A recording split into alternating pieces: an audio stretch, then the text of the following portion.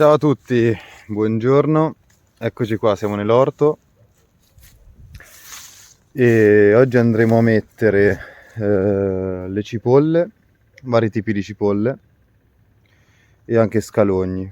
Poi dobbiamo finire di mettere il tubo irrigante, il gocciolatoio, collegarlo, perché ieri sera si era fatto tardi, era buio e chiaramente non ho proseguito. Ieri comunque ho seminato sulla prima e la seconda proda, rispettivamente eccolo qua, il pisello rampicante Aldreman, e ho fatto una fila unica a distanza di 5 cm l'uno dall'altro. Nella seconda proda ho messo la fava lunga delle Cascine, ho messo 1 chilo.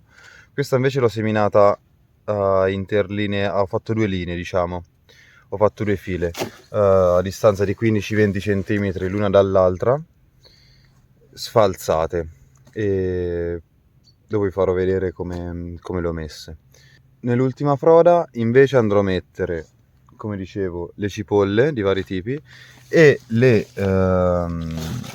diciamo andrò a fare delle sinergie con la fava. Metterò in mezzo alle cipolle delle fave, insomma, per arricchire ancora di più il terreno, visto che la fava comunque rilascia nell'azoto del terreno. E quindi eccoci, adesso procediamo. Inizio con lo stendere del tubo gocciolante e poi procedo con la semina, prima delle cipolle e poi metto le varie fave.